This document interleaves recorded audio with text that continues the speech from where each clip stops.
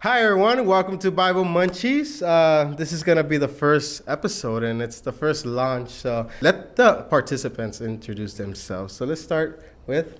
My name is Brooke Ashley Arceo. I am 28 years old. What I do the most is I'm a worship leader. I have a podcast called The Basic Bible Babe, and I also work.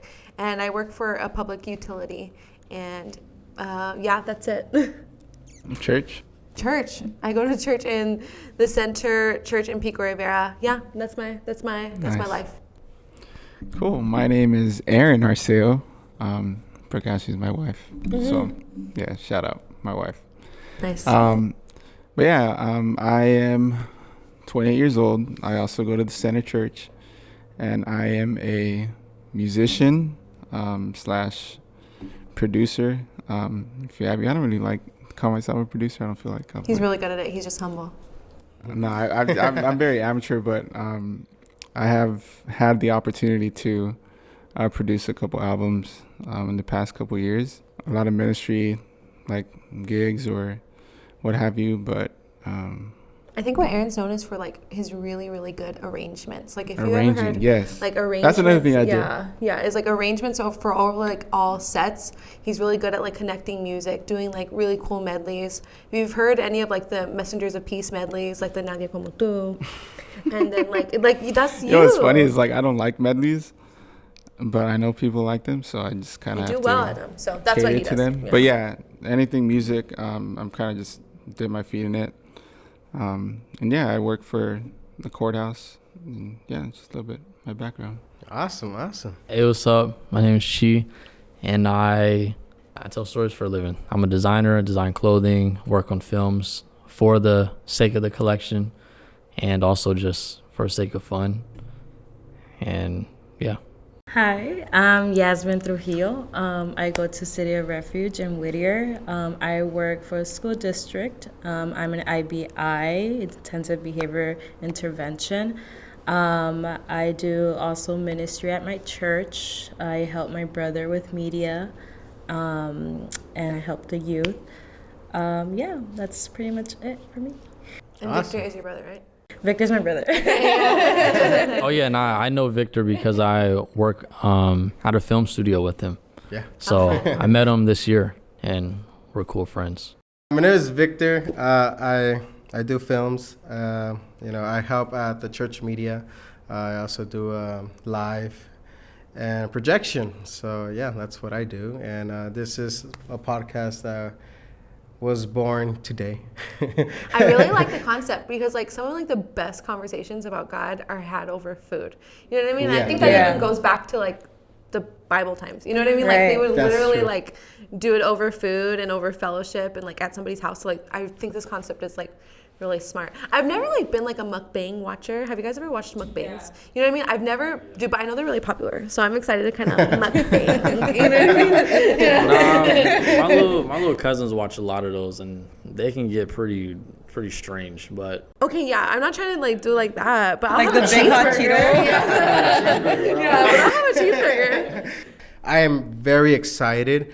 And here in this podcast, we're going to talk about a very interesting topic that I've been having in my mind. Each and every one of us has a different, you could say, career, job, and a different look in our lifestyles type of way. Right. For example, Brooke's a singer.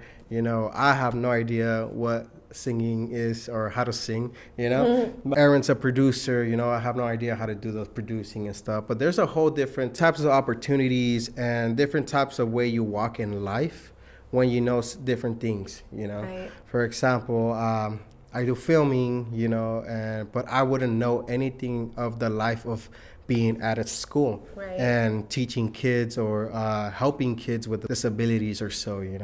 And this is why I was very praying to God to see who we could bring to this podcast, and especially the first episode, because I wanted to be super diverse so we could know different platforms and we could know how everyone balances their lives, And with that being said, The first question is, how do we balance the world and God? And I know it sounds, I wanted to word it so differently because it sounds weird. I'm like, how do you balance the world and God? Like, how are you balancing them together? It's like the Bible says you can't walk in lukewarm waters, Right. you know? Yeah. Right. So what do you mean balancing the world and God, you know?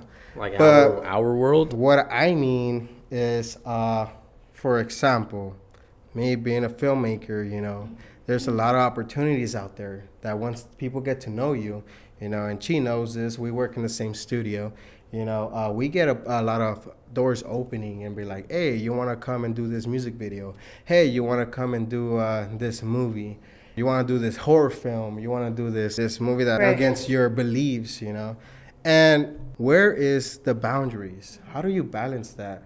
Because at the end of the day, we do have to eat, you know? At the end of the day, we do have to still go towards our goals, Right. towards the things that we inspire to do, Yeah. you know? And God brought us into this world to also, you know, enjoy it, you know? Yeah. It's not like you have to be lock yourself in the room and not do anything, you know? You have to do the things that you love as well, you know? But to what extent do you go to? You know, what are your boundaries? For example, you know, she's a designer, right? Sorry, Chi, I don't pick on you. So she's a designer, right? To what extent would she go or you go to where, say, a model, you know, Kim Kardashian comes or someone comes and be like, Heck hey, yeah. I want you to design for me, but I want you to go to this side and do this and do that. And you're going to be like, hey. I want a devil costume. I wanna- I mean, even in terms of like if someone wanted like a mini skirt, like I wouldn't, because Right. I believe in modesty. Correct, That's yeah. why my clothes will reflect that Yeah. belief also. Yeah, correct. So those are the extents. And then, for example, Yasmin, she teaches in schools. You Yeah. know, this is a very crucial topic. And I told my sister, you sure you want to do this? Because I'm going to attack you. And then No, I told her, You yeah. have like one of the most interesting jobs like here today. Like I love what you do. Yeah. And but it's an intense job, so I can see Correct, how yeah. like work-life balance is really difficult. Yeah, exactly. Yeah, and then you guys too. You know, I bet a lot of people have come an artist and be like, "Hey, I want you to produce Yeah, bro. this." Bad Bunny. Make me a Bad Bunny There you joint. go. I'm just kidding. So I want to talk about that. So if anyone want to go do first it. and chip in about what they think, you know. I'm sure a lot of people would say the same thing, but I think for me it's like just like practically thinking, like there's just no separation, right? Like there's no separation between like, you know, spirituality and what we do in real life, you know, like real life. Like I work for like, you know, a public utility. Even like just thinking about that, like even like when I go into work and it's very practical and it's very like pragmatic, and you think like, oh, like God like doesn't really have any place in my decisions there, but he does. You know what I mean? Like I think like the Bible says, for we wrestle not against flesh and blood, but against principalities, against like spiritual warfare, like all that stuff. You know what I mean? Like there's no separation. I live in a spiritual world. Every decision I make, even if it's practical, has to have spiritual backing to it. You know what I mean? And just recognizing that, I would personally, this is me, I would try, I'm not going to say I wouldn't because I make mistakes all the time, but I would try to not do things that I feel don't please the Lord, even if it is for a work purpose, or I'm saying, well, I'm not doing this. You know what I mean? That wouldn't be comfortable with me. You know what I mean? So that's just me. But I try, like I said, I try not to have any separation between, well, this is work and this is like God, because for me, it's all connected. You know what I mean? It's all a spiritual world. Yeah. Everything I do has spiritual meaning to it. Right. Correct, yeah. I agree. Yeah. Yeah. I mean, yeah, This is it's very pretty simple. I mean, it's you know, God made us to have clothing and look good, but you know, like it says, the body is not about, you know, the braids in your hair, or the ornaments on your Right. skin and things Right. like that. And you know, someone that has no home and looks, you know, worse on a worldly standard than we Right. do is worth the same amount in God's eyes. Yeah. Yeah, You know? that's good. And so that's why for me as a designer, I like to, because when I got saved, I really contemplated not even doing any of this. I was like, Lord, how can I even serve you in this field? Right. And, you know, God decided to continue to show me where he would open up not only doors, but meaning in the things that I was doing and how I could share that meaning through my skills in film, in fashion, and storytelling. You know, the upcycle clothing they're called born again garments, Right. because old clothes become new. And so that becomes something that people are like, oh, why are they called born again garments? So I get to like say that on like all these places that I get called onto, and meaning on top of meaning, things we talked about before we even started this.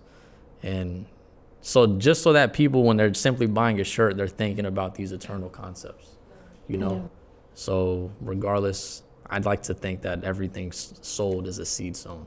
I love at that. the end of the day. Yeah. Bro, that's really cool, bro. Like, Yeah. honestly, I'm not even trying to like the way you're describing it has some like such a deep meaning. Yeah. Like for me, fashion was always just like visually, like it didn't really have any background information. Like I know when they have like fashion weeks and stuff, like they do a whole collection and whatnot. But like, bro, you're really opening my eyes to like that's a really cool concept that you have, bro. For real. Like I'm into fashion too. Like I just like cool pieces. Like I like what I like. Yeah. But Knowing the story behind yeah, it. knowing the story behind it, like in the concept, like It's born really again, cool.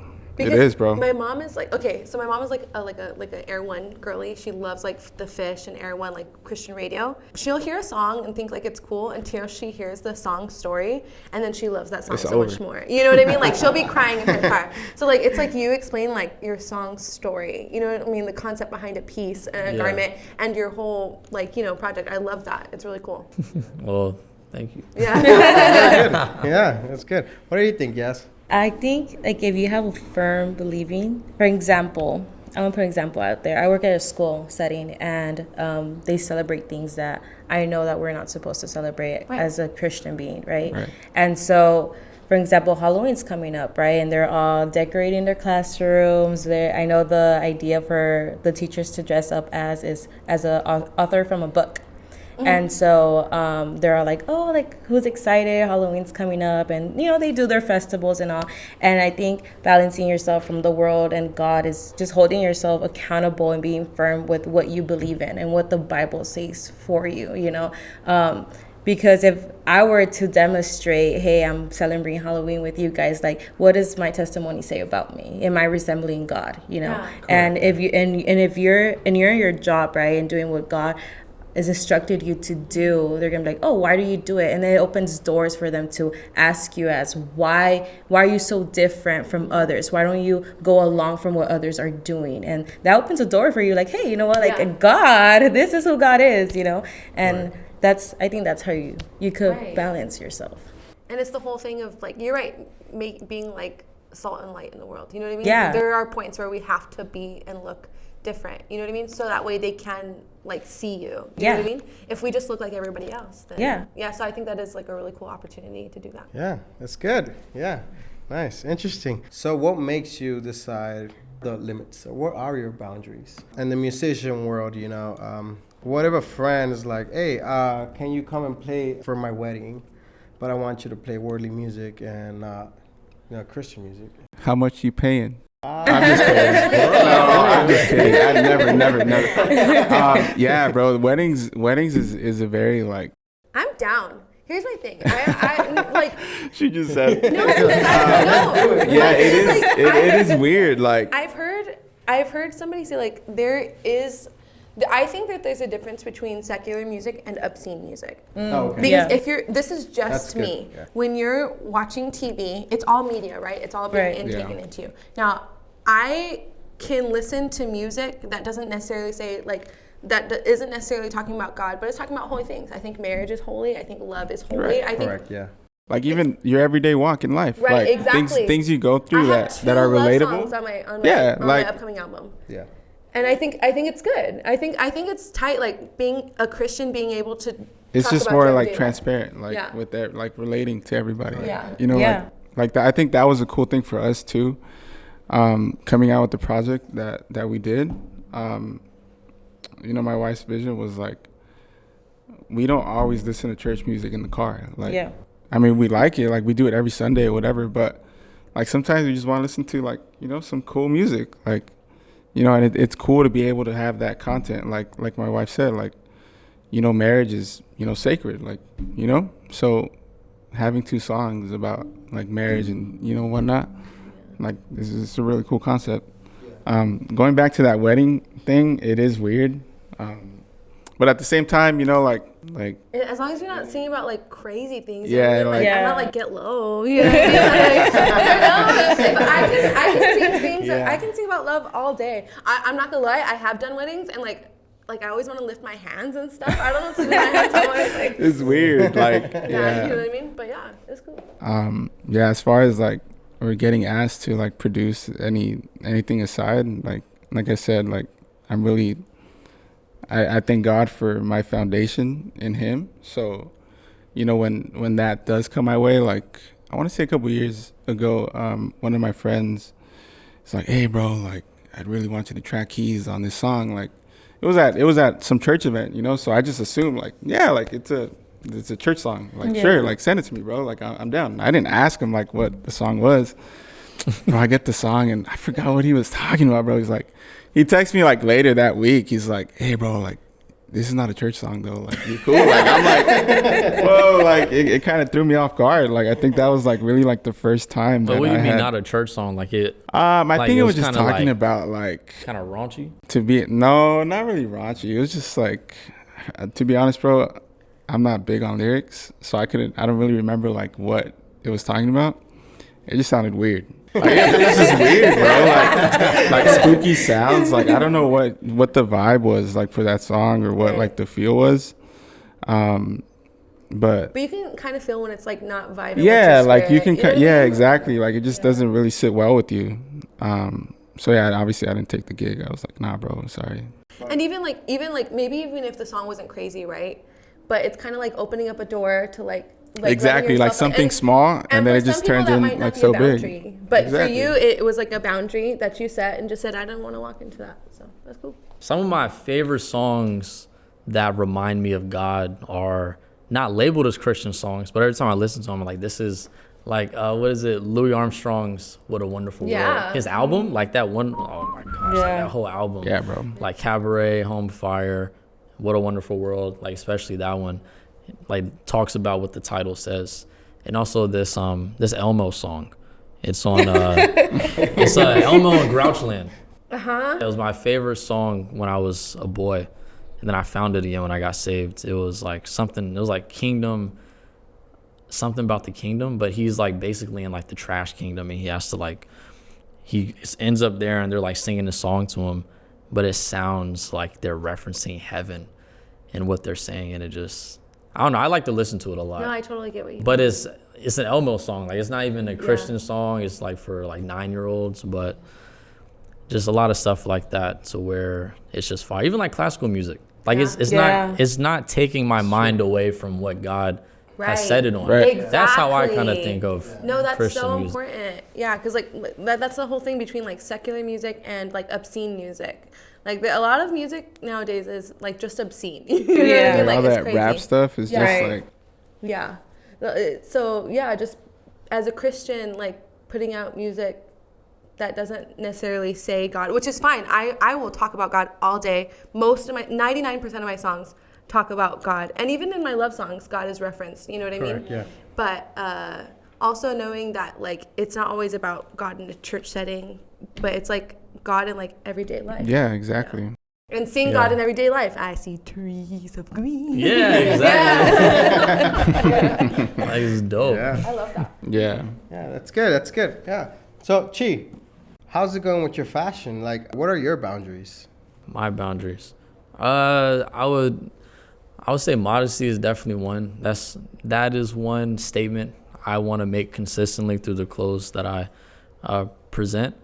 And also, but it's cool because the type of people I'm around are the type of people that people probably assume that I am, or just like people that are outcasts, rebels, which is true. It's a lot of that stuff going on in youth culture, but that's kind of the attitude that makes up the fashion industry. Like a lot of my friends that do fashion, like some people think I'm crazy. I don't think I'm crazy, but you can't really come in with any preconceived notions, otherwise you'll be judging everyone. Right. Because everyone's it's not even just people with like pink hair or this, it's just people that I don't know wear hats on their pants or wear like their shirt inside out backwards, or maybe like the type of words they're using, or just like not typical, you know, like, oh, like I don't know this. And like the work process is very different. There's no clock in and clock out with a lot of stuff because it's art. And so people like to like be all into it like that. Like their whole life is like about it, and their apartment stuff's on the wall, and it's like, oh, like what is this guy's about? But you talk to them and they're a person that want to live. They want peace. They want all these things that we desire. And so it's been fun just meeting a lot of people, even before I was saved and even after I was saved, and just having a heart of God for them and meeting people, talking with them, praying with them. Also, my company representing what it is. So when I meet them and they ask me, you know, I get to talk about God. That's how the company is designed, so that whatever you ask me about, the jellyfish, the this, the that, it all comes back to Scripture. And it's in a way that no one expects, because it's like these songs we're talking about. It's like, What a Wonderful World by Louis Armstrong. He could easily say this is a Christian song if he decided to, because there's nothing in there that would contradict that statement. And so my designs, my one rule is I never use like a cross, because I just feel like that. It's a cop-out? It's a cop-out, Yeah. but it's also, I feel like the gravity of it can't be felt in a necklace or a shape. You know, it has to be explained through a story and emotion. And I like the challenge of that. It's like, how can I like, what's the heart of what I'm trying to say in this collection and in this thought? And so the boundaries that I operate in is the story that I'm telling and what that requires, you know, being, you know, represented by God and the people I come across. And then the project, like when I quit my job at Ralph's, I was offered this collaboration to like do something with people like in social injustices and collaborate with this. And I think it was like kind of associated with just a lot of like wokeness and woke ideas. And I don't prescribe to any of that stuff, whether it's woke or being conservative. I just tell people I believe what the Bible says, and if you want to know me, just talk to me. Yeah. You know, but I just didn't want to associate with any of that stuff, so I was like, nah, I'm not gonna do that. Yeah. And it was hard because it would have paid me like some pretty good money after I quit my job, and I was like, nah, I'm just not gonna do it. And so I don't network the way a lot of people network, going to parties, clubs, and stuff. Like, I network in a very just organic way. Like, I'll post stuff, people like it, they'll interact with me. I go into competitions or sets, I'll meet people. But a lot of people do in this industry, in the city, music, fashion, film, they're gonna meet people at a party at like 2 a.m., 3 a.m., or going to some spot, and I'll never meet people that way, because even before I was saved, I was never like a party person. I was always just, I didn't think that anything good would come out of relying on those circles. Right. But I do feel because I have a lot of friends that do, and I feel for the hole in their heart that they have. Yeah. So that would be another important boundary that I would say as well. Because I could also think of it like, oh, I'm missing out on opportunities, but you know, God provides. Sure does. That was deep. I know. I was like, whoa. That was good. Hey, why don't you show us or like explain to us some of your fashion? Like, what does it mean, the jellyfish and everything? Oh, so the GQC is the name of the company. The company is about being childlike. That's the log line. Be childlike. And so it exists to make the world even a little more childlike, or to at least encourage people that being childlike is not impossible regardless of any trauma that you have. Right. One, because God is real. And two, because no one defines you other than God and your own beliefs of who you are. Yeah. And so I think it's a symbol that we all need. And it doesn't have to be my company. It can just be, you know, your faith in the Lord. But that renewal is needed, because Jesus said, unless you become like a child, you will never see the kingdom of God. And so he only said that about one other thing, which is to be born again. Yeah. And so unless you're born again or become like this little child, you will by no means enter the kingdom of heaven. Right. And so the jellyfish, which is the immortal jellyfish, which is real, it actually lives forever by growing old, and then it reverses its cells back into a baby jellyfish. And so it has to literally become a child to continue living over and over. And it never dies unless something eats it or kills it. Oh. Yeah. And so, that's why a lot of my shapes and colors are very simple and playful. But when you look into it, there's a lot of meaning. at the end of the day. Deep, bro. I gotta call me some GQC straight up. Yasmin, Yes. so what are your boundaries? Like, to what limit? You know, I like your concept a lot because school nowadays, you're hearing all these random things that this world is changing drastically. And there's a lot of things that are changing the schools. There's a lot of new laws out there, and you deal with a lot of kids. So what are your boundaries? You know, I talked to you a while back, and I told you, hey, what if the professor or you don't have a professor, you have a principal. The principal. If the principal comes, hey, you're gonna have to teach this now, talking about transgenders and stuff like that. Or what if one day the kid comes and tells you, hey, I feel that I'm gay, and where is your boundary? They're like, no, repent. Or are you gonna like, you know, you're just gonna be like, no. Are you gonna show them with love? Because that's the a best. tough subject. That's deep. So this is deep. And I told you I was gonna go at I'm you. gonna get fired. I tell you. But like, my understanding is like, what's your limit? You know, there's some things you're just gonna look the other eye and be like, you know what? I'm just here for work. I'm Yeah, just how you here handle, to do the right? job. Yeah. Yeah. Whoa. Okay. So in general, in my walk with God, it's very focused as like, if it doesn't glorify God, it's not for me. You know, if the principal were to tell me you had to demonstrate this or teach this or whatever it is, I would just say no. You know, I think if God has given me that job, that opportunity to get, it's the same way that I think I'm able to say, you know what, that doesn't glorify God, and I think it's my time to just step back. Yeah. You know, I think it's standing up for what you believe in. But when it comes to the now LGBTQ community, and kiddos are now, hey, I think I'm gay, I think I'm lesbian, or other terms that there is, it's very tough. It's very challenging because, I mean, the Bible speaks firmly of that, you know, a woman is a woman and a man is a man, right? And there has been times, I used to work in ABA, applied behavior analysis, and they would say, like, if they say they're gay, they're gay. You know, you can't Question. Yeah, you can't question it. You can't really tell them, no, you're wrong. Yeah. Yeah. But it was really tough. It's a really tough question that you're asking me. But sometimes I will look the other way. You know, Yeah. I'll just be like, okay, you know, Yeah. it is what it is. Yeah. You know, Oh, yeah. like I can't really be like judge them. You Yeah. know, Correct, because you right. can't That's judge facts. others. You know, so I was just like, all right, cool. But I'm very open. I'm at work. I'm very open who I am and what I believe in, and so everyone knows I'm Christian. You know, everyone knows what I walk through, what my Right. faith is, and so they know that I won't step.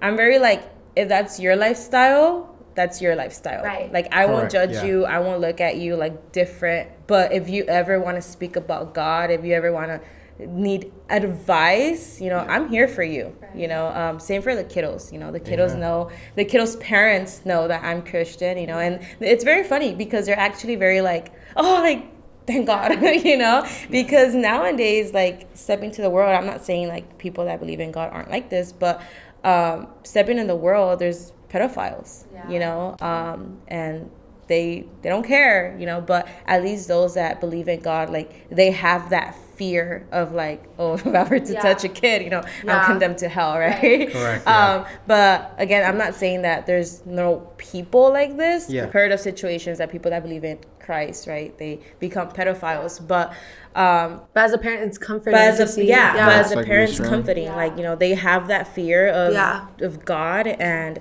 you know, I know that my child isn't going to be hurt by this person. It's that trust that you build with that parent, you know. And I think a lot of parents are also kind of scared of seeing, like, even just like different ideals being instilled in their kids. So seeing you there and knowing that your ideals are centered on God is really helpful. You know what I mean? I bet you that's really exciting to them too. Yeah. That's Are any children kind of almost taken away, or do teachers kind of try to get in between like parents and children, be like, if you're telling your child at home that this is not true, because you know sometimes they're like taking them away in a lot of parts of the world if they're not agreeing. The school I work for, hopefully I don't get in trouble, but the school I work for, We'll blur your face. yeah. The school I work for, they're very firm, and so I know this. Firm on what? Firm on like you're a boy, you're a boy. You're Okay. a girl, you're a girl. You know. And so when a boy will want to go to a girl's restroom because he'll be like, oh, I'm a girl, the teacher will be like, no, you're a boy. Like, you're a boy and you're going to go to the boys' restroom. Yeah. You know, and the parents are actually thankful for that because we're not confusing them. Correct. With the kiddos that I work for, it's very hard because I was explaining this to Victor that children with autism and the spectrum in general, they believe what you put in front of them. So if you tell them this pen is a dog, they're gonna think this is a dog, right? Yeah. But if you tell them with the correct response, this is a pen, they're gonna believe they're a pen, right? But if you tell them, hey, me being a girl, right? Hey, you're a boy, they're gonna believe you 100% that they're a boy because they're learning from you. They're relying on you on the social skills that you have, right? The Correct. everyday learning that you have. So I was telling Victor, I was like, it's very interesting how there's people in the spectrum now that they believe they're gay, they're lesbian, right? And I'm like, but how do they really understand that concept when they're barely themselves are understanding like what the world is, you know? Yeah. I think that's like overall, like all children, right? Like Yeah. just when I was like, even like up to like 18, later than that, like I'm still learning, right? But like I just believed so many things about myself that just were not true. You know what I mean? And I'm so thankful that I had parents there to guide me and to direct me through those moments where I really thought something about myself that was like not true, or when I was learning. And I'm thinking like, even like when I was younger, like I was like, I thought it was really, really cool. Like even like a tattoo concept, you know what I mean? Like, oh, this tattoo would be tight. I look back and think like about like my like tattoo concepts. I was like, those were garbage, and those would have been on my body my whole Forever. life. You know what I mean? And so as a child, thinking like to make long-term, life-changing, life-altering decisions when you're a child, when you're a baby, you know what I mean? It's crazy. Yeah. You know What do you know at that age? Like, Dude, you not know, a lot. all these agendas that are being pushed on you, it's like, Yeah. And It's the sad. beliefs. exact. Like, especially now, like, day and age, it's crazy. Like, the stuff you see on the news, like, all these agendas being pushed on kids, like, They're innocent babies, yeah. little Yes, kids, there bro. are babies. And so you're in Yeah. the front line of that, you know what I mean? You kind of are in the war zone, so to say, of like that. So commend you. That's a really guys, hard. It's a really hard job. It's a really hard stance to take sometimes. But it also, your point is very, in my opinion, and maybe not to a lot of people, but your point is very logical. You know what I mean? You're teaching them something, and they're not always going to have the right answer, even when it comes to within themselves and how they feel about themselves. You're very confused when you're a kid. You know what I mean? So I mean, with commend emotions, you know, you have to teach children how to express what they're feeling, you know. I mean, with gender-wise and what they believe in, it's like, how can you teach them that, you know? No, yeah, that's a very good concept. And then funny how the world sees the same thing we're seeing, and then that's the first thing they attack. That's the first thing. That's their, like you said, that's their agenda, and that's their focus, and it's the kids, and that's a lot of people don't see that. A lot of people don't pay attention to the kids and be like, he's gonna grow up, he's gonna forget about it. Yeah. And a lot of people don't see that, and that's pretty great that you shared your boundaries and that you stay firm into your beliefs at your workplace, you know. And that's one of the things. For example, like I said, Chi and I work together, and we're very firm into our beliefs, you know. Praise God. And we tell them, like, when we have church events, you know, she's like, hey, I got church, and he's out. You know, I got church, and like, I'm out. You know, and then we're going to camp, we're going here, we're going there, this is for our church, you know. And they respect that, you know. And that's what a lot of people, I feel like us Christians, we tend to be scared to say we're Christian. Because we're afraid of how the world's going to act. Yes. Or react and be like, oh, you're Christian? And I'm going to treat you this way. I'm going to start doing this. Yes. I mean, it was You know? promised. Persecution was Yeah. promised. And we're afraid to say it Right. because we don't want that persecution, you know. But once again, we're child of God and we're going to go through it no matter what, you know. And then this goes the same way because I have filmmaking experience, but also I do construction, you know. And then construction is the same thing, you know. As soon as they see that, oh, you're a Christian, they start bombarding you with the words, with other things, and start telling you jokes and trying to like tempt you as much as they can. Yes. You know, and you're in an environment where you're like, oh, what the heck do I do? You know? But yeah, so other than that, we're gonna take a break and we're gonna bring the amazing food. And after that, we're gonna go to the next question. And I want you guys to start thinking of as a singer, as a musician, producer, filmmaker, designer, you know, school. What will you tell those at home that are working in your same areas? How to continue, how to stay firm, how to have that discernment to say no to an opportunity that opens, or when it's going against your, Right. you know? But yeah, so thank you, and let's go get the food. All right, and we're back, and today we're having In-N-Out. California's pride and joy. Salute. Literally. Yeah. Victor, you don't have any fries. You don't like fries in general. No, I do not like fries in general. How do you guys feel about In-N-Out fries? Like they're Not good, controversial. not I good. agree. Not good I at all. agree. Not the best, but they're not the worst. Oh, they're the worst. I don't like fries, but if I were to choose, I'll get McDonald's fries. What about Five Guys? Like with the Cajun on it. Five Guys? Nah. With the Cajun. Top fries to me are Bowling Crab and Wingstop with their ranch. Wingstop is a hit or miss sometimes. I like their ranch. It Five Guys changes are the game. good. They're kind of similar to Wingstop, like the cut. No, No? I don't think so. Okay, no. Okay. Have you tried the lemon pepper fries at Wingstop? They're bomb. Oh, at Wingstop? No. Wingstop? What? No. I'm down. I know Bowling Crab has lemon pepper fries. I've tried the Cajun fries from Wingstop. They're good. This hit the spot. I was very hungry. Yeah. No, I'm gonna loosen up for the podcast. We're gonna be crazy. You can say anything. Ask us any questions. This Yeah. about to go hard. They're just hearing them much. I know. Yo, there's your water. This is a mukbang now. This is a straight up mukbang. It's not even. We're not You're even gonna have to talking play about some it music, anymore. Yeah. some music over this, bro. So we talked about balancing the world and God. We all put our perspectives on it and showed how we stand firm into our beliefs, you know. And it all comes down to discernment, you know. If your spirit is feeling unease, it's probably because it's not right. Right. Right. Right. If your spirit is feeling like, hey, you know what, if you're a little trembling, then that means you're not in the right place and you need to get out. You know, and that's really what it goes based on. And a lot of people tend to ignore those feelings and be like, I'm going to get this much amount of money and I'm just going to do it. You know, it might be a little wrong, but I'll just pray over it later. Right. You know, and that is where it goes wrong, you know. Yeah. Our spirit matters a lot, and we are in a battle of our flesh and our spirit. You know? Right. We're constantly battling this out, you know. So now that we established that our discernment, you know, our boundaries and what we look at before we even take our step, you know, what would you guys advise those who are in the music industry, you know, the singing and all producing and playing instruments, those who are in the fashion industry, and then those who are in schools or any other job, construction, filmmaking? What would you guys advise them for them to stand firm and say, hey, I'm Christian, I believe in this, and I have boundaries? I think practically speaking is it can't be about money.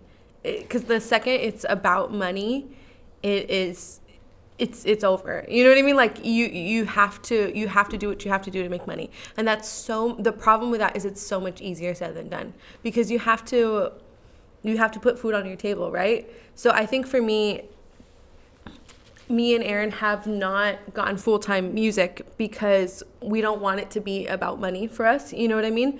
We want to have, because if it was about money, we could just be like, well, we'll just find a worship leading gig on Sunday, and instead of going to a church where we believed, you know, what we believed, it wouldn't be about home church anymore. It would be about, you know, well, who could pay us the most, or who could do this, you know what I mean? And which is fine. I understand that people have to do that, but for me, at this point in my life, I want to have like a job, like a real world job, so that way when I do have the choice creatively to say what kind of music I'm going to write on, to say where I'm going to sing, so that way I don't have to rely on that, you know what I mean? Correct, on yeah. the money that comes from the music, you know? And God honors like Yes. all that, and it's all in his timing, really. Especially living out here in California, like Southern California, bro, it's expensive, man. Like Yeah. I think like reality hit both of us hard, as soon as we got married, and all these responsibilities, the bills. We're blessed enough to own a home out here, which is crazy. We tell our friends that they're in other states how much we pay, and they're like, bro, over here you can get this much. Like, Shut up. My wife says it a lot. She's like, yeah, like if you're called to California, like God'll make a way. So we definitely feel like we're called over here. As far as the opportunities, like one thing for me too, is being able to say no to some opportunities that do present themselves, and being firmly like grounded in your home church. Like, I'll be honest, like before I was married, like I look back, it was a young, like, I was younger, but,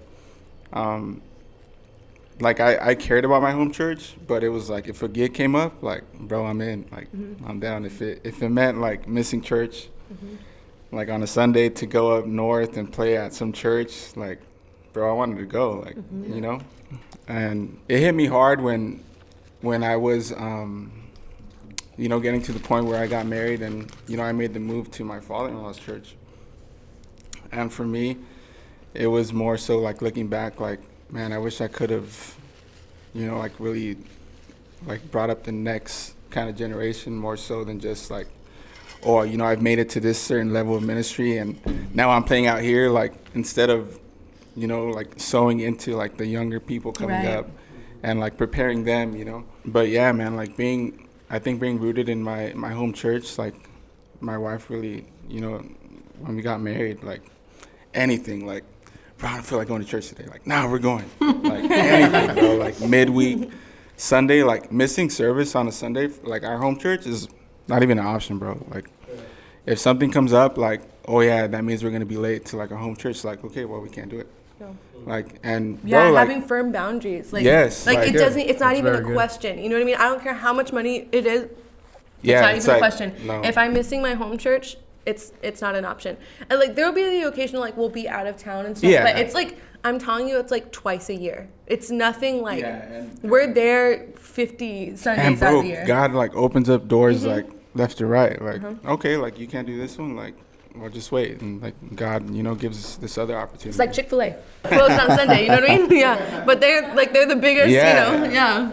So yeah, definitely having like rooted, in your home church, like God sees all the behind the scenes work that you put in, bro. That's facts. Yeah, that's a good concept because in the musician world, that's where you see it a lot too. You're like, hey, which church am I gonna play on today? Which one's gonna pay more? Which one's gonna do this?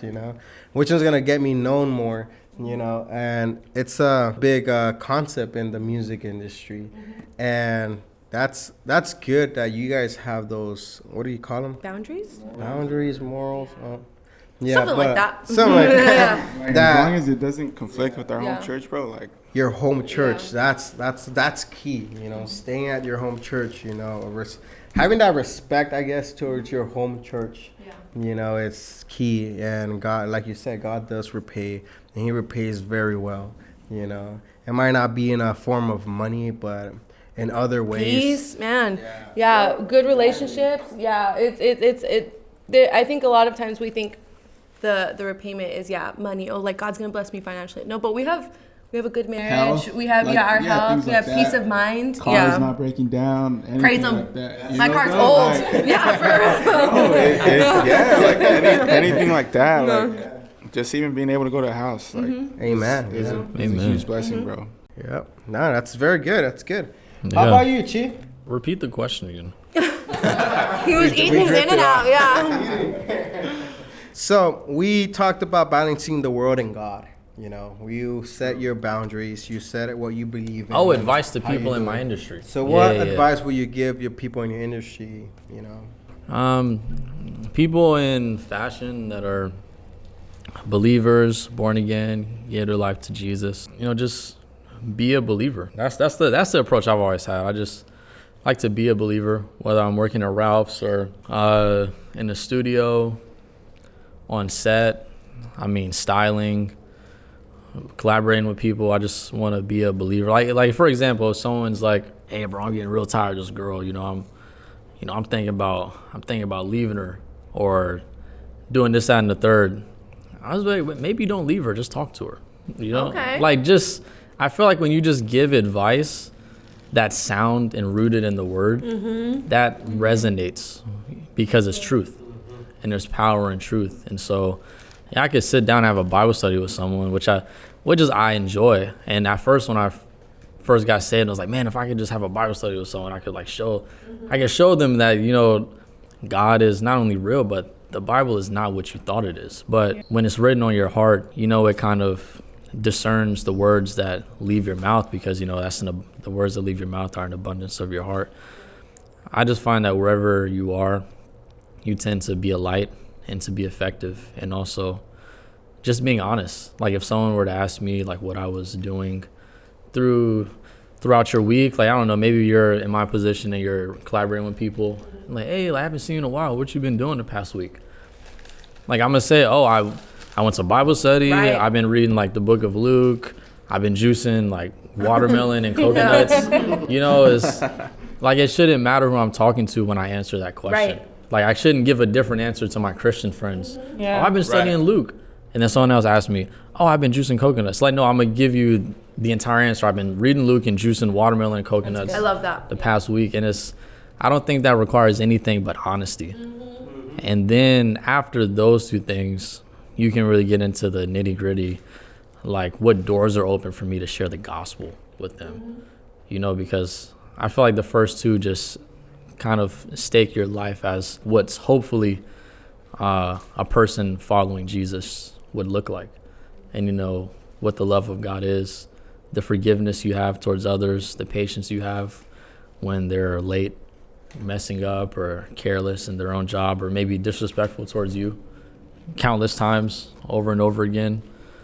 And so I think that can be used in any industry, but I just feel like in fashion, unless you're working at like a huge house, you're not going to have the structure of, we're coming in at this time. Like fashion is very strange. It's like the models that especially nowadays, like they're not even going to sometimes pull a model. They're going to go to like the skate park and be like, hey, you guys want to jump in this like Louis Vuitton show? And it's like what's Louis Vuitton? And it's like they don't even know what's going on. It's so random.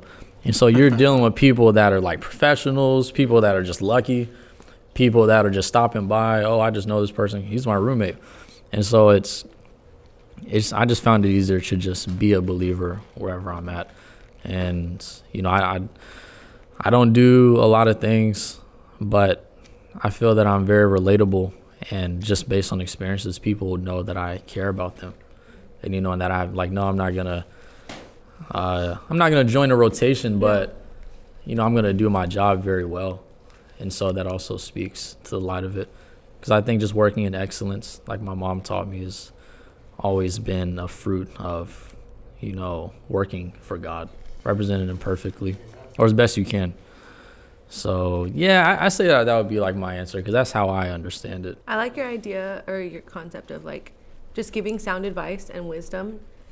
It gives me King Solomon vibes, because like just having those conversations with people is really important, because a lot of times they're getting advice from people who have no concept of God, and so a lot of times there's no wisdom in it. But when somebody hears some like advice that is wise, it attracts people. Like Solomon, when he was giving advice that was wise, it says that he was like attracting like nations. Like everybody was coming to him just to hear him talk. You know what I mean? Mm-hmm. So you don't even have to say God in that conversation, but just having wisdom speaks to God and speaks to there being a God. You know what I mean? So I really like that, having conversations with people and using the wisdom that the Lord has given to you to let that be a testimony to people is really important. So I really like that. Yeah, plus a lot of people say I mellow them out. I don't know what that means, but I think what they're trying to get at is I'm not like just driving to the pace of the world. That's something I learned during COVID when I was a bagger at Rouse. When I was because COVID hit, everyone was going crazy. The NBA shut down. That's when it really was like, yo, like this is real. And so the stores were empty.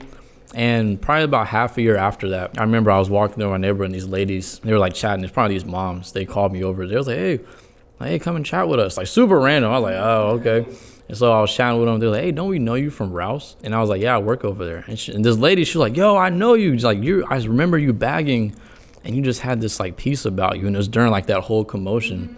And I remember because I had to stop. I had to pause my first collection because the Lord was telling me to stop everything and just be with him to make sure that my pace was at his pace and not at a pace of fear or, I gotta beat this next person to the toilet paper before it leaves, And so it just gave me a lot of peace. And I was never stressed out during that time because I relied on Jesus. I knew that he loved me and that he would, guide me in the right direction. So I think that peace is contagious and people see it just like the wisdom. And, they ask me about it or they can just recognize, like, hey, like what should I do in this situation? And you don't got to say it came from James or this, but you can just share the wisdom with them, and they'll feel that it's different. The fruits of the Spirit are attractive. Yeah. They attract people. That's nice. That's good. I like the taking your own pace, like going with God's pace, like reminding me of like God's timing, We're doing our things not at our own time, Sometimes we want to be successful either in the music industry, in the film industry, fashion industry. We want to be successful right away. And, it's hard, bro. You're not eager to get anywhere. Yeah. And then you point aimlessly, right. But if you follow with, like you're saying, you go with God, God gives you a purpose and now you're going towards his pace. And it might be slow, but it'll be successful. Right, that's good. Start going on and on. And it's very great, man. Good stuff. Thank you. I learned that a lot being in a relationship. It takes a lot of time from your day and your life, but it's worth it. Especially if you want to build a life with that person. And I had to let go of a lot of those urgencies. Cause I can work like all week and like not care at all. But I had to really learn to, okay, like this can happen in like 3 weeks instead of one, Yeah. And wait till you get married, bro. Ooh. It's that times 10. Learning to slow down. Bro, literally, like Learning to slow down. I could work on like a song till like 3-4 a.m., bro. Easy. And like, bro, now I can't go past like 10 p.m. And it's curfew. it's like setting time for like just being with my wife. Like, Yeah. it's such a big factor, bro. Like, they're like coming home from work. Like, you're tired. Sometimes you don't want to do anything. And like, yeah, man, priorities and taking a step back, bro. It's a vibe. It is. It's worth it. Like, I love, like, but it's just funny. It's just funny that you're saying that, like, because it just took me back to, like, the times where I would work. Like, bro, I could literally work on, like, the whole weekend just in my room, like, just work on songs till, like, 3-4 a.m., bro. Like, no biggie. And now it's, like, 10 p.m., like, man, bro, I can't even do it. Like, It's tight. No, but it forces you to be better with your time. yeah, it does. Instead of being like, true. I'll start working on this at like 9:00 at night. No, start working on it at 5:00 when you get home from work. You know what I mean? Like it forces you to be more productive, or like not save it all for the last day. You know what I mean? Like, oh, this is due. Sometimes, though, like, under pressure, sometimes you're just like, you're just cooking. I don't know how to explain it. Like, First draft, final, yeah, boom, you're let's just go. vibing. Yeah. Yasmin, What's up? what advice would you give to those who are at schools or helping out with kids, How do you create those boundaries? you know? Yeah. Just know that burger was good. It was, dude. It hit the spot. Honestly. I'm gonna go with, I think she said it or Aaron said it. I think when you say no to the world, God provides more open doors. Yes. Like he helps you out. He's Correct, like, you were obedient in this area for me. Here you go. And I really admire that of God. Like, I'm like, oh my God, like you knew my need. Like I really wanted it, but I had to obey your commandments, your instructions, right? and you open that field for me. And the advice I would give for the people that work at schools or with children in general, it's be patient. Be very patient, because I know it could be very frustrating. I know there's times where I'm very escalated because there's so much going on all at once, and sometimes I have to train two people at the same time while there's a behavior going on, and I'm frustrated, and I have to leave to my room, and I'm like, okay. And then sometimes they follow you, and you're like, don't follow me. But just be patient, and when you feel like, you know what, like, I'm just gonna go off one day and say things that I shouldn't say, don't do it. I don't recommend it. Just grab a pillow and punch a pillow or something. Or just let it out with God. That's what I do. Sometimes I probably look crazy doing this, but I'm in my car, I'm like just talking to myself, well, talking to God practically. I'm like, God, like, this is my day. I'm like sometimes crying, or, but I'm just like, I'm involving God in my life, like every day, Correct, instead of just pushing it to the side. I'm like, this is what I'm feeling, and I'm just going to keep it inside. Like, no, I'm like, you know what, God, I'm feeling like this, and like, help me out, like, give me strength, because if not, like, I'm just going to go downhill, and I need that strength. But yeah, I think that's the advice I'll give, and just to be patient, have strength, always seek God in everything that you do, and be patient. I'm emphasizing impatient because with children, you really do need it. It's just, sometimes you're walking around and you just hear, Miss Yaz, Miss Yaz, Miss Yaz. And I turn, I'm like, what? What do you want? And sometimes it's just like, I like your shirt. I'm like, And it sounded all urgent. Yeah, but I was hearing you guys talk while we were setting up. Brooke said something of how do you deal once you go back home, work-life balance. you bring that work back home. Yeah, definitely. So how do you deal with that? Yeah. Oh, that's a tough one. How do you unload that? Yeah. Exactly. I was talking to a coworker about that, because she was telling me that when she goes home, she tells her mom, don't talk to me right now. I'm mad. So then when I get home, I sit in my car, and I'm spaced out for like a whole minute, probably more. And I'm like, what did I just experience at work? Like on Friday, this kiddo, he was fully escalated. He had a behavior, and he was hitting me, he was scratching me, he was pulling my shirt, and he was already biting, but he wasn't biting me yet, right? So then he goes to the ground, and I'm just like, okay, that's it. I'm gonna just let him de-escalate, and I'm gonna just back off. And so at this point, there's a aide that I'm training how to work with this kiddo, and I was explaining to her what to do with him, and he was like near my ankle area, right? And as I was explaining to her, I just feel someone bite my ankle, and I'm like, oh my god! And when I bend over, I'm like, don't do that! Like, he bites my wrist, and I'm like, oh my gosh! I was like, I was just back to back. And so I'm like, okay, we're standing up. So I pick him up, right? And then he scratches me, and I didn't notice that he scratched me hard, but like he cut me here, it was open, and I didn't notice, but I had like blood over here, like just dripping out, and I didn't even know. And I was like, oh my god, he bit me, and this and that. And then the kids are like, Miss Yaz, what happened to you? I'm like, he bit me. And they're like, no, your hand. I just see blood coming out of my finger. And I'm like, oh man. So then I'm leaving, and then a teacher walks in. He's like, are you okay? Like, what happened to you? And so as I was going home, I was just like, that was intense. Right. Like, today was intense. I'm like, I'm mad. I'm like, he bit me. Like, he bit me hard. And so that just reminded me of, like, Charlie bit me. I was watching that yesterday. And What? Why? Yeah, that's really random. And so I was mad, and sometimes I get home and I'm like venting to my mom. I'm like, Mom, this happened, and I'm just like talking it out. And she's like, oh, like, good thing you have patience, keep doing what you're doing, right? But at the end of the day, like, since I'm escalated, you know, I'm overstimulated of like what just happened. I sometimes just go to my room and I tell my brother or my dad, don't talk to me right now. Like, leave me alone. Like, leave me in my room because I might respond in a negative way. And sometimes they do. Sometimes they like to play with it. Test it out. What's your limit?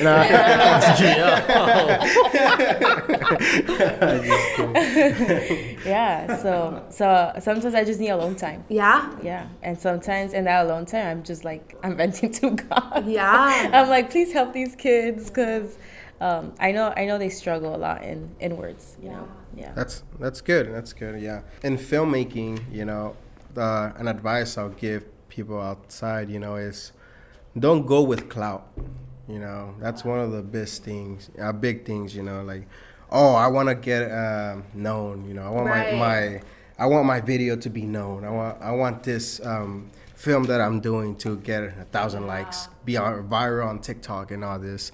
Don't go based on those trends. You know, just focus on what you do. I tend not to like compare myself to others, you know, because whatever God's gonna give me to learn, that's what I'm gonna do. You know, whatever film that I do, whatever recap that I do for a church, for any event and stuff like that, you know, any projections, anything that I go out and help, we do it for the Lord. Right. You know, we don't do it for recognition. And once you start doing things like that for the Lord, I don't care if they say my name. Oh, thank you for helping. Thank you for this. Thank you for that. We don't need recognition. We're just doing it for the Lord. The Lord opens a bunch of doors. Yes. You know, and I have proven that millions of times. I've told my media team, you know, everything that we're doing. That's why I call it a media team. We're not putting names. We're not putting taggings of who took this picture and who didn't, who did this video and who didn't, who did projections, who did lyrics this Sunday. We're not putting titles. We're all a team. And that's what it is, you know. And once you start noticing that, God will help you out, you know, as in the media side. You know, another thing is don't be afraid to stand firm and say no. A lot of people... We've had this talk with Yasmin and others that we are all afraid and we're not used to saying no. Yeah. You know, and that's a big factor. We have been taught to say, oh, you can't say no. You have to say yes. You have to say yes, no matter who it is. You know, if your boss comes and tells you, hey, you got to do this, it's against your beliefs, I don't care, you have to do it. A lot of people say yes, yes, yes, yes. They're yes mans, and we have to understand that sometimes we have to say no. You know, and sometimes it's not even about the money. It's just about the fear of saying no. Yeah, and it's just like, oh, I don't want to say no. I don't want to let this person down. Yeah. So I'm gonna go against my beliefs. And or you don't want to seem not like let him down. like wow. Like, it doesn't make you know sense. What I mean? Yeah. Like you don't want to seem like you're Christian, so like Exactly. Yeah. And then sometimes our fear is not being included. I've seen that in construction. It's hard as a construction worker. We're not used to setting our boundaries. You know, to be like, hey, I believe in God. I work this way, you know, I might not drink, I might not say foul language, I might not do this, but I need you guys to respect me. Yeah. You know, and in a world with us Latinos and like... machismos. Machismos, you know, we tend to be like, all right, it's fine, you could offend me, yeah, tell me that I'm useless, tell me that I'm this, tell me I'm that, it's fine, because it's construction, we're supposed to be men and stuff like that. But I'm telling you, if you come from God, you know respect, you know, you have to understand respect. So I would suggest stay firm. If you believe in God and be like, you know what, I believe in God, and show a difference, you know, don't use the same language, show a different character. It doesn't matter if they tell you, oh, you think you're all that because you're a Christian. And that's one of the things that happens, you know. The world sees you different, or they try to shut you down. But the Bible says, everywhere we walk, we're shining. And that's very important. So as in construction, I encourage you guys to just stay firm and be like, you know what, I'm Christian. I don't care what you guys are going to say. You guys can say whatever you guys want. I'm standing my limit. I'm standing my boundary. Please don't cross it, you know. And I think another one that needs to be said is like, don't be afraid to pray to God to close a door that's not from Him. Yes, I love that. I love that practice. Wait, say it again. To not be afraid to close a door. To ask God not to be afraid to close this door. So I have this prayer of like, God, thank you for everything you have given me. But any door that is open, close it. Yeah. If it's leaving me astray Right. from your Oh, walk. okay. Yeah, I get what you're saying. You know, and that is a prayer that's very scary to many. Because, like, for We like example, options. when I started, when I got this opportunity, when God opened this door with the Google spec commercials and stuff, and I was so beyond like, wow, we're doing Google specs commercials and this and that, and then it was pretty cool. But then I had to step aside. I did a prayer, and I'm like, God, you know, thank you for this door that you opened. But if you know that this job is gonna take me away from you, take it away. I don't want it. And I said it the whole month. I'm like, God, if this is not for me, take it away. I don't want it. And then my boss Oscar kept telling me other things. We talked about when I got there. I told him like, hey, I have church Mondays and I have church Thursdays, and I have to be there at 7. You know, and we talked, and his answer was like, okay, it's fine. Yeah. I'm like, it's fine. And that for me, God, like, oh, okay, that's confirmation. God's keeping these doors. Because if he would have said, no, I need you here. Yeah. And if we shoot Sundays, you're going to have to be here. Now I'm going to be like, hey, sorry, then I'm not going to shoot. You know, I have to be like that because once again, we have our boundaries and we have to stay firm, just like you guys. Like, I'm not going to miss our home church no matter what, you know. And that's very important to see. And this is good with our next question. I think you guys already kind of answered it, you know. Choosing work or other things over church. For example, like someone tells, hey, Aaron, I need you to produce or I need you to play keys for a different event outside of church, but it's for work and we're going to get paid this amount of money, but it's outside of states. And then, or Brooke, I need you to sing over here, you know, or Chi and Victor, you guys are doing a short, so you guys are going to miss Sundays, you know, or Yasmin, your work is taking you away from Mondays and Thursdays to connect with other people. You know, how do you guys balance that, or what do you guys do there? You know, you guys say no to everything, or you guys, how do you adapt? Is it good? Is it bad? Like, I think that for me and Aaron, and this is not the case for everybody. Yeah. But for me and Aaron, and with our conviction with God, a firm boundary for us is not missing church. That's it. That's for us. Like that's our conviction. Not everybody even sees the. It's a debate, right? Not everybody sees the value in like church. You know what I mean? Some people can just say like, you know, I have my own relationship with God, and if that's like, you know, I don't have the conviction of I have to be at church every Sunday. But I will like tell you the whole thing about like watching it online. Yeah. I'll just go to church later. It's cool, and I'm not gonna like make anybody feel whack about that, but I will tell you, dude, there is something about being plugged into a home church and to a body and being connected to those people, and allowing God to bless you through that what do you say, that like that consistent thing that you're doing every Sunday and connecting to his people and being under an authority. Dude, being under an authority like a pastor, your leadership at church is such a special like protection over your life that I think a lot of people, because none of us want to be told what to do, right? It sucks. I hate being told what to do. But even being under the authority of my husband and of my pastor, like the protection there is so special and unlike anything else. So if like maybe you're not seeing the value in church, I would rethink. I would allow God, like just, you know, study about it in the scriptures, you know what I mean? Not forsaking the fellowship of the brethren, and really see, like, try to rethink the value in attending a church and being really plugged in and being under the authority of a really good pastor, because it's unlike anything else. It's good. Yeah, it's good. Yeah, I don't know what else to say. Appreciate that. We are one. I mean, it makes a lot of sense. I was just talking with someone I love about this whole thing, just about community, what church is. You know, there's a lot of pain people can have about going to church, right. Which I understand, but I also understand at the end of the day, church was never about, you know, a perfect place where, you know, this, you know, a utopia. It's where people are learning to follow right. God, you Correct. Know, and I should, if I understand it correctly, I should be showing up to serve others, you know, in the church. and you can't really do that online Yeah. on a digital forum as much as you can in person. And during COVID, I had like a digital church I was involved with, a bunch of believers my age, but when COVID was over, I found places that was near me, and it was very much needed, and the difference was felt because, I mean, you can go to their house, you can talk to them, there's a pastor you can talk to, that's, hopefully studying the word. Right. It can give you answers based on the scripture, Yep. And yeah, I believe it is very important, and that the difference is major. If you're only left with digital, cool, but I would say never let a sour taste keep you from what God has made, which is his body. Right. Because I don't know what I am, the earlobe, the finger, the thumb. I'm a part. Yeah. I'm a part of the body.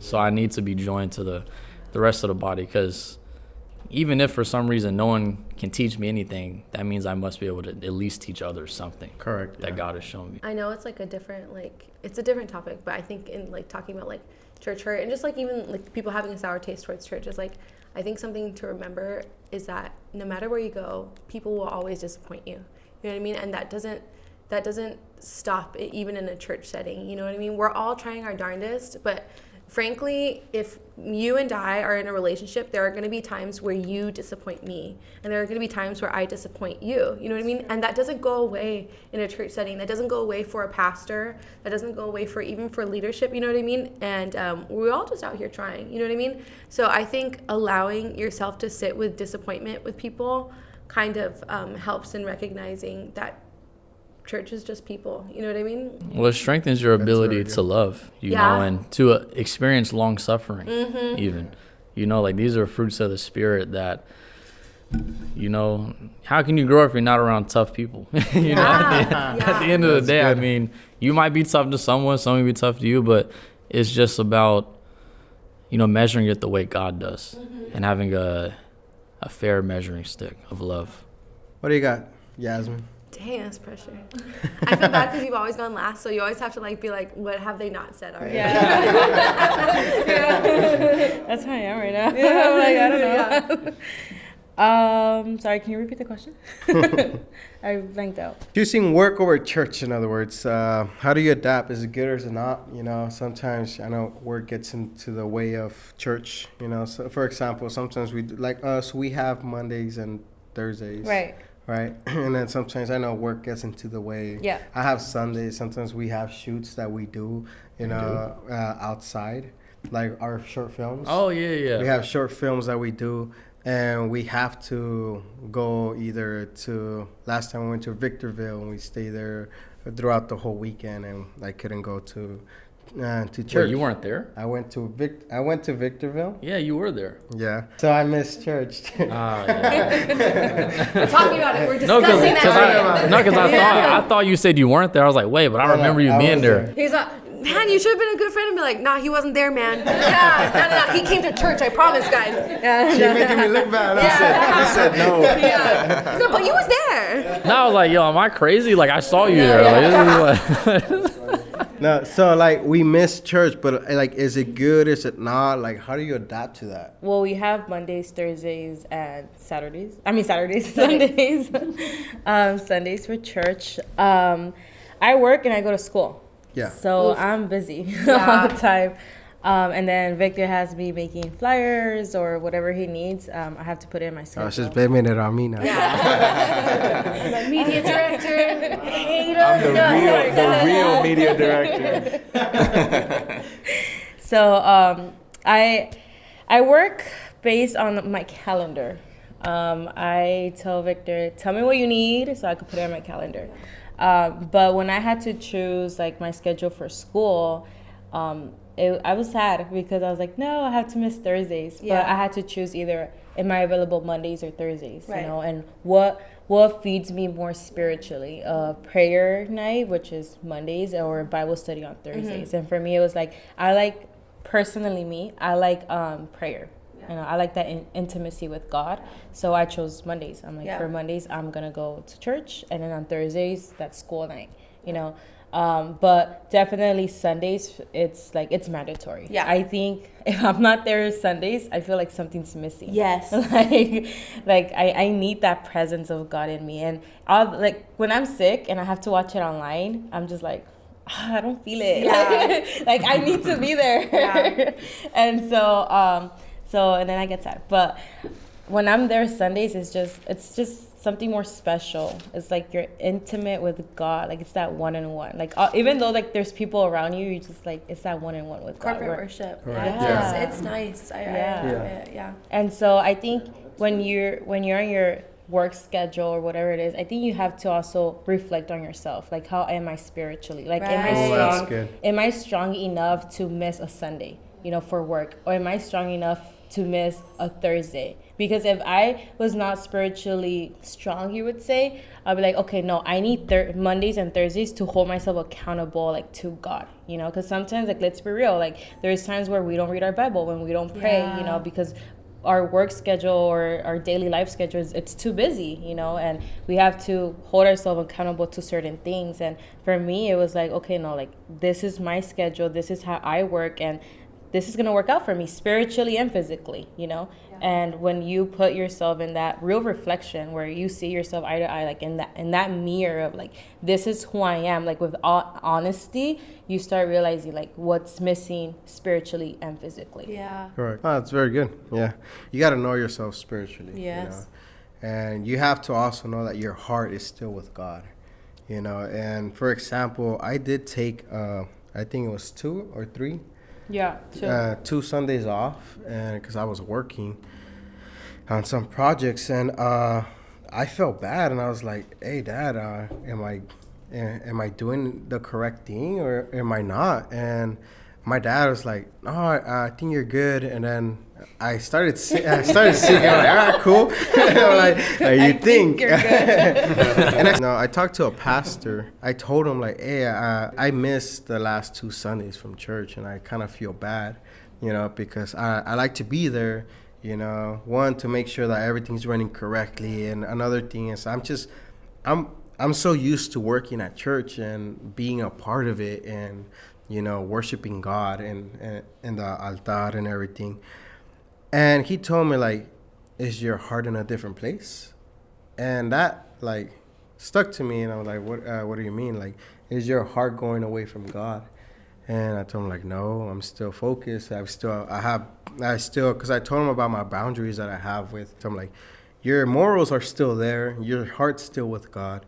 So a few Sundays is not going to make you fall off the rail from God. Right. As long as your heart is still with God, and as long as you're still like walking straight, you're not going into places where you're not supposed to, being influenced in other things. So that's how I see it. That's how I balance it. But at the same time, I still do feel that you still need to go to a home church, and you still gotta try not to miss at home church. Or try not to miss Sundays, and try to make those a special, like sacred days where you're one-on-one with God, even though you're one-on-one with God every single day, but still at least have that day to worship. Right. That's how I feel. Can I ask a question? Yeah. Okay. So what do you guys think of, like, because I've gotten people telling me that there's times where you have to choose yourself over the church, in the sense of, like, how would I just put it? It's God, right? And then yourself, then your family, and then church. No. Right? Okay. It's already. I mean, I don't know. I think the whole point of like Christ is like, we die to ourselves. Like, that's the whole point. Is like, and of course you want yourself to be spiritually healthy. You know what I mean? But I think part of like that is like knowing that you're spiritually healthy is putting others before yourself. You know what I mean? But it depends on why would you not be okay to go to church? Like, you know what I mean? Yeah. Is it because you've been slacking off and maybe, you know what I mean? But I feel like I feel like the perfect place to like help yourself get better would be church. You know what I mean? Right, yeah. Yeah. So I don't know. I just think like put yourself over over church and over others, I think that's like a very worldly, like very worldview way of thinking. You know what I mean? I have some things to say. I actually didn't. I grew up going to a lot of different churches when I was younger, and I didn't even have. So I got saved in 2019. I didn't have a church I was going to until like 2021. Mainly because I didn't see anything around me that I would go to, and there was a place I would go to, but I was like, I don't know if I should come back here. It's just stuff like that. And I thought all the churches in LA were the same. Right now I go to Grace Community Church with John MacArthur. Nice. Yeah, that one's really cool. The fellowship there is great. But back at home, I remember we went to a couple. We went to a bunch, actually. We went to like local small one, because I'm from North Carolina, Charlotte. And then a while we weren't going, and my mom was just having Bible studies with us at home. And there was a lot of strange things that she said were happening at the church, or things that people were, just the way people were like treating her or talking and stuff. So we would have Bible study like probably every couple times a week, probably like 2 or 3 times a week.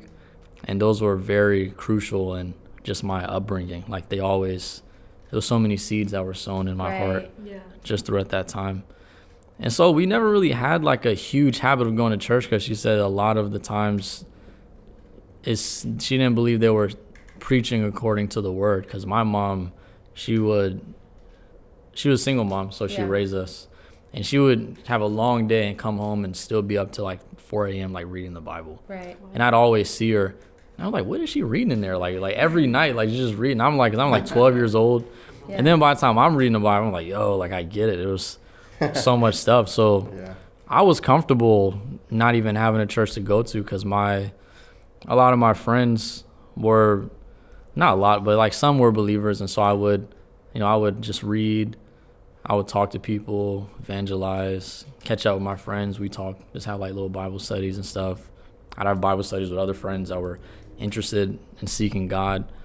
And so, yeah, my perspective is definitely a lot different. I'll never say like, don't go to church, but I found a lot of comfort and answers in just reading the Bible and just believing that, okay, like everything in here is real, and I want to behave as though this is real, because it is. I want to reflect just the simplicity of God is real, and I'm God's son.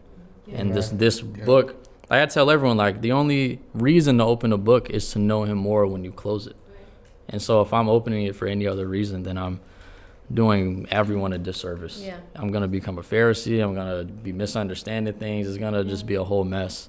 And I do love church. I love going to church. But my favorite part to this day is not even like the teaching. It's the fellowship. Right. Because I definitely get taught when I go, because, they're passionate, they study. But the fellowship to me is what makes church, a community of believers. It's where I come and I meet, hypothetically, Victor, Yasmin, you guys, Aaron Brooks. And just for those who kind of don't see like the conviction behind going to church, knowing God is certainly the center of all of that. And he convicted me after a while. He's like, you should find a church. And I was like, I started looking for one. Good idea. That's good. That's good. Next question, and this is also for the audience too, if you're listening. And how does one keep humble and not let things get over our heads? Like, oh, a lot of doors are opening up to me. I'm probably the best filmmaker ever. I'm probably the best media director ever. Like, how does that not get into your heads? Let's start with Yasmin this time. And how does Yasmin, for real, go first. You're gonna go first, and then so how does one stay humble? But for those in the audience, I want you guys to write down in the comments, what is your perspective of being humble? Because when we say humble, I have had other people, when I talk about humbleness, they're like, the way you're dressing is not humble. And it's too elegant, and you think you're all that. So that's not humbleness.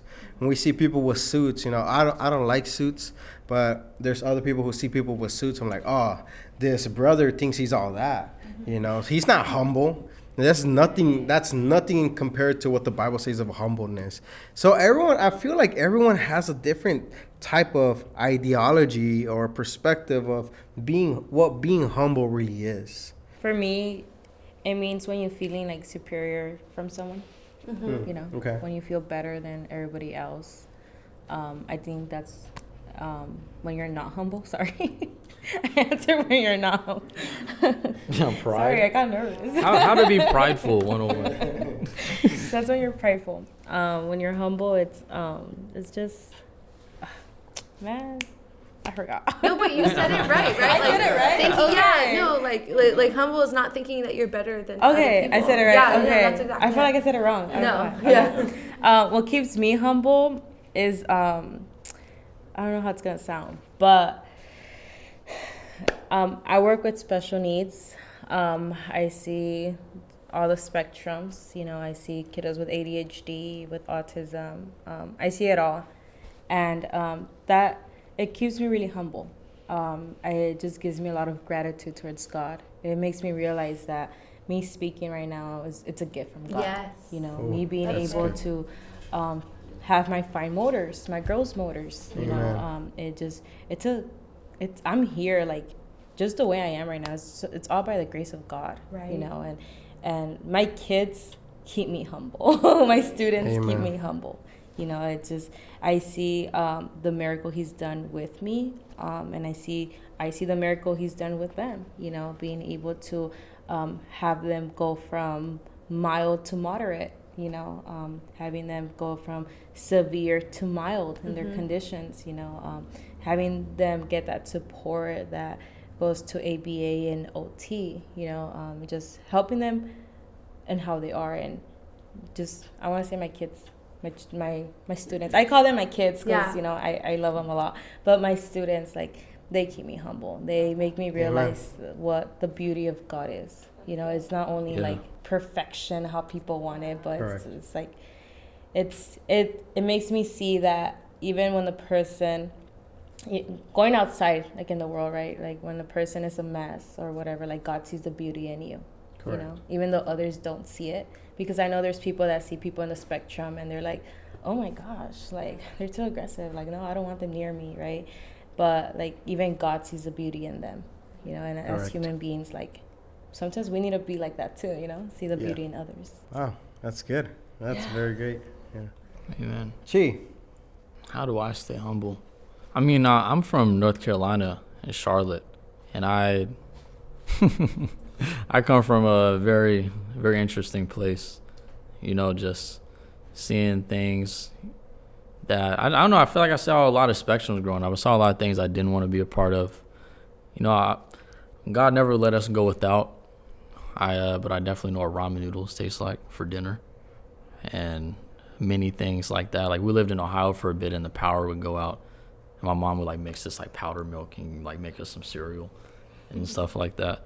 But as we got older, she had like better jobs and we was able to do more things. But she was always working, and I always just felt that. I was like, man, like I want to do good because of my mom. I didn't go to college though, because I was like, I just chose not to for many reasons. But I knew what I wanted to do, and I was like, I'm just gonna do that the best I can. And sometimes when I'm out here, I'll just sit in my room and just count all the things that the Lord has given me, like my sewing machine, my camera, my 2 tables, the pegboard, the bed I'm sleeping on, my desk, and like if I remove it, I have nothing.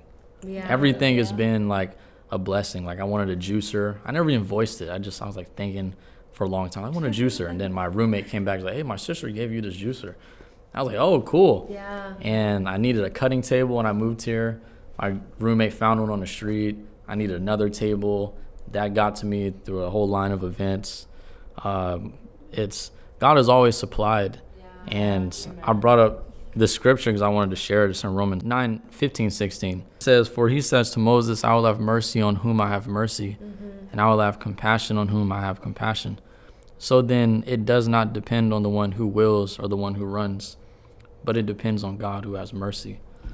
And so the whole idea of being self-made doesn't exist. There's no such thing as I have this job at LPF and I have all these opportunities with my company because my clothing's so good, and everyone can't help but recognize that. It's just now, like, when I left Ralph's, everyone was like, yeah, screw this place, you should leave. I was like, whoa, let's like slow down. Like, so I'm like using this. This is me going back to earlier, using these as opportunities. I was like, look, do you think I'm the only one that moved out here to pursue this full time? Yeah. Like, just think about it. Am I the only one that moved out here? Am I the hardest worker? I can tell you right now, I'm not the hardest worker out here. Like, there's many times that I can, like you said, go to like 5 a.m. I'm like, maybe I should just stop. This is me learning over time. Maybe I should just stop, spend time with God, get my mind off of this stuff.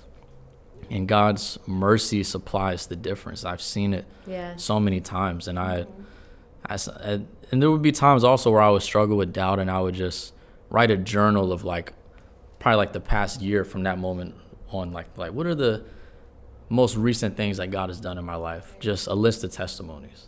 And I would just have it to go back on and to meditate, so that, like it says in what you referenced earlier, these strongholds and principalities that God has given us authority over through his word, it also says against every imagination, against the authority of Christ. And those things would stand there as my own points of truth on top of scripture. Those were my testimonies of where God has not only supplied in my life, but done the work for me and allowed me to just be his son, And so there's many things that I do, but I think just staying in remembrance and knowing that I'm under someone's care, allows me to remain humble and to know that, whatever opportunity I have to remain honest to who I am, because then I'll understand that I got it by, I don't know, the grace of someone else. Like when Jesus was before Pontius Pilate, and he was like, don't you know I have power to free you or to crucify you? And he says, you only have this power because it was given to you from above. And that's why they will be judged for handing me over. And then he was like, oh, I got to free you now, and then because he was like, this guy thinks differently. Right. He's not, even in the face of crucifixion, he was like, your power doesn't come from you. You're here because God put you here, And so when I'm up against the same thing, I'm not bowing to anything, because God also put me here and put you here. And I'm here because of God's yes, not yours. Correct. But what is humility? I think humility is just recognizing God's hand in your life and not taking ownership of that, but embracing it, Like, you should be able to say you're a talented singer or a good teacher because God has given you that ability. Correct. So. That's good. Yeah. That's really good. Yeah, bro. Just sticking to that last thought that you just said, like, as a musician, and it was from my uncle who told me this, because me and my cousin, we were both musicians. We both played out whatever the opportunities that we've gotten, and for a time, like, I don't know, like, we would get off stage, whatever, after service, and people would be like, bro, you're amazing, bro. And it was like the humble answer. I don't know why, bro. It was like, nah, dude, like, I suck, dude. Like, I'm not good. Like, and it was like, everybody was saying that, bro. Like, nah, bro, I'm not good. Like, I suck, dude. I'm just like, whatever, right? And my uncle, bro, like, he's like, don't ever say that. Like, like, God gave you a gift. Like, you don't suck. Like, like, be grateful. Like, just take the compliment and, say, like, glory to God. Like, so ever since then, bro, I've always changed my answer. Like, if I ever receive, like, a compliment like that, I'm just like, glory to God. Like, thank you, man. Appreciate it. Like, yeah. Because it's like, it was funny, bro. Like, like, that was while, so, a lot like, of people the were thing. Saying that. Like, I remember that. Like, nah, I suck. And I was like, nah, I suck. That like is fake such a humble. funny, yeah. But yeah, man, keeping humble is I think one thing I always remember is, like, no one is irreplaceable, especially like in the music scene. Like, bro, if you're like a good piano player, like, there's a million more. Yeah, exactly. There's like a whole lot of other people. Like, you have to remember that God gave you the opportunity to be there.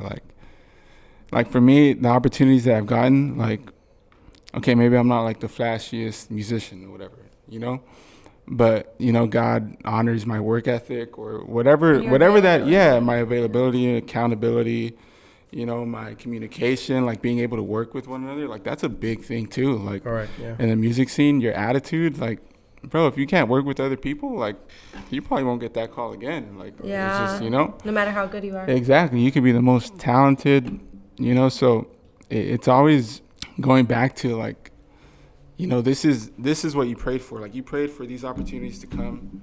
Now that you're here, like treat everyone like it's like your first, you know, give it your all. Like don't just, you know, take each opportunity for granted. Like for me, it's funny. Like, you know, I grew up apostolic, the assembly, like all my life. Yeah. Like, one of my biggest goals was to play at convention. That was like my thing. Like I said it when I was a kid, like, man, like, yeah, like one day, like I'll be able to play at convention. Like I'll be me or whatever.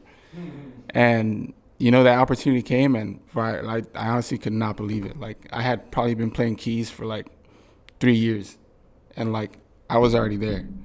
And yeah, I'm not like the best key player or whatever, you know, but like I said, like I didn't, you know, God just opened the door for me. Like he honored all the work that I would do for the old church that I was at. I would make all these tracks. I would do like all this. Not one person like at my old church cared. I would literally stay up late, like for a special service, like making this cool track or something.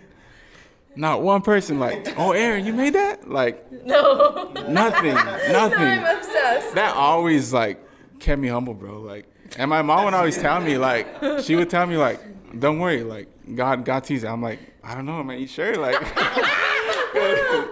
cause I don't know. Like, I've been doing this for like 3 years straight. Like, what's up? Like, and then like, you know, these opportunities just came, and I never took them for granted, bro. Yeah. Like, I always treated them like I always gave my all. Like, I didn't say like, okay, like I already know how to do this. Like, nah, man. Each year, like, you know, I get better, or I like never stop learning. That's another thing too. Is like you get to a certain level and you're like, oh no, I'm too good for this. Like whatever you have to say, like I already know. Like nah, like never stop learning, bro.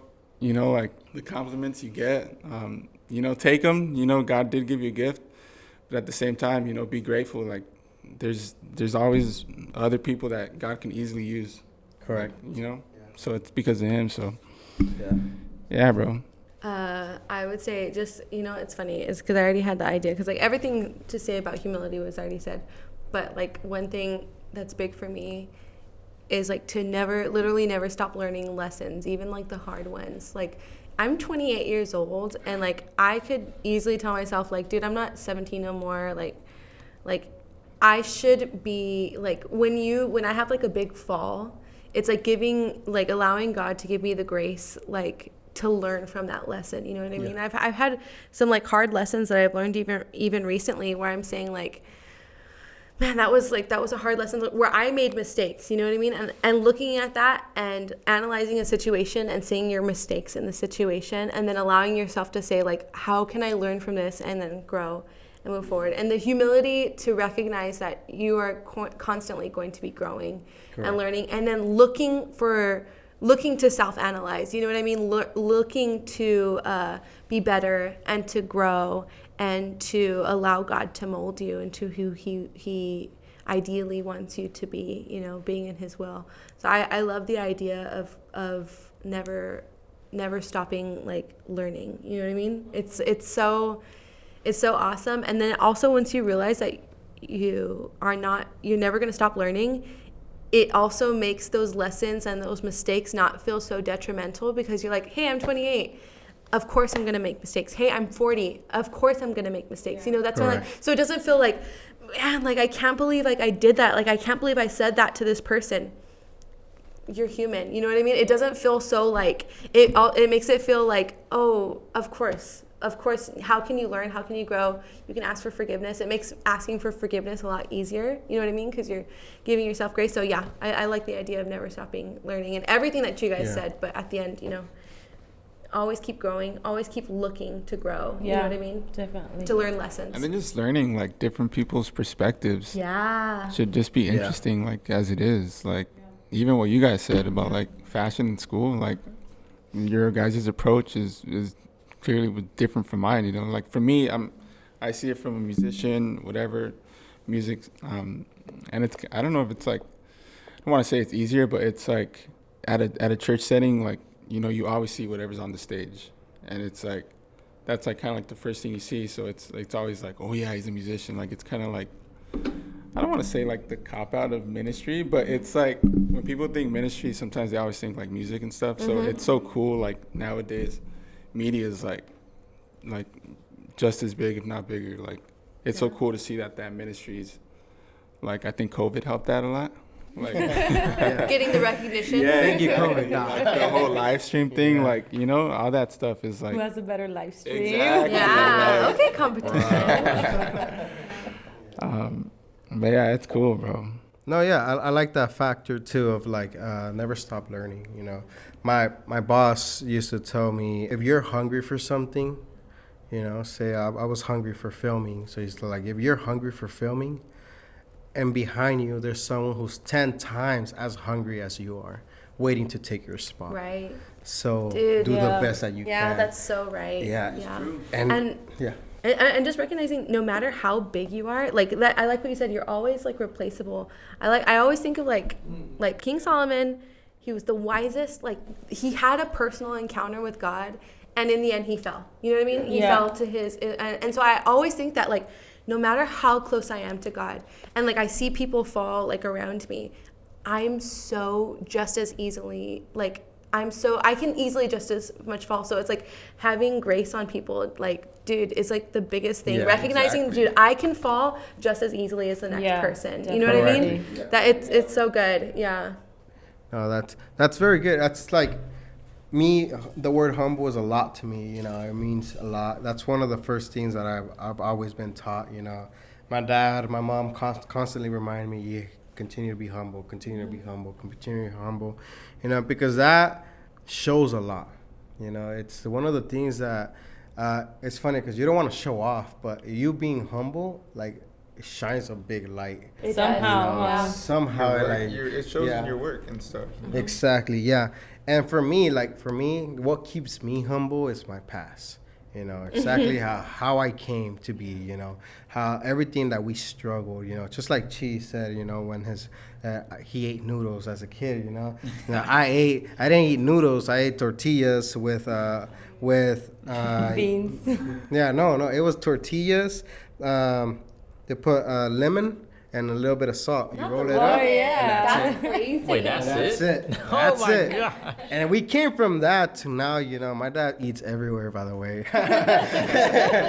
But we came from that, and then that humbles me. Like, you know what? Like, no, you know, I remember how it felt to want to eat. You know, I don't like fries, but I'm going to use this as an example. To want to eat fries, you know, like I wanted a burger, you know, I wanted this, you know, and not being able to have it. And now that God has blessed me to, you know, to get equipment, to get stuff, I feel like, wow. I kind of like resonate with Chi when you see your whole things like, wow, God gave me enough so I could have equipment. Yeah. That is like Being a bless. grateful. Like, how am I like, what makes me different from other people to be able to own this? Yeah. Right. And that gets me humble. That puts me in a humble place. And for me, being humble, it's not about how you look. It's more of it's a mental thing. I think it's like thankfulness is definitely involved in humility. Yes. Yeah. You know, because your time. value, you know that your value is just as much as Victor, but I'd gladly put Victor above myself Right. Yeah. because I know I have no need at the end of the day. Yeah, exactly. After all that, you know, we established what balancing the world and God, you know, we established what it means to put, you know, church first other than work. And then we talked about being humble, you know. Anything else you guys want to bring in the table before I end this podcast? No, I had a good time. Thank you. Thank you Yeah, for this thank you, opportunity. man, so much. The food was good. The vibes were even better. So thank you. Thank you for allowing us to be here. No, and I'm very beyond grateful that all of you guys came, you know, and it came to be, you know. And, you know, I couldn't sleep the last night. I was so worried. I was like, oh my God, what if this happens? What if that happens? You know, and honestly, my biggest worry is that this table was so small. And I was like, Nah, we're good, bro. And honestly, I'm thankful for all of you guys. Just like Aaron said, it's good to see people's perspectives. We're all different. That's the beauty of God. God made us all unique and different. Not even identical twins are the same. They are inspired to do other things. And that is very beautiful about it. And that's what I want to see. This is the whole point of this podcast, to show that there's people that live life a little different, but they're still going with the same goal, which is towards God. Once again, I'm very grateful that you guys came. Thank you, today, brother. And for those in Bible Munchies, this is so weird. For those in Bible Munchies, if you guys like the video, just like and subscribe. Subscribe. Leave a comment right now. Yeah. Are you humble or not? There you go.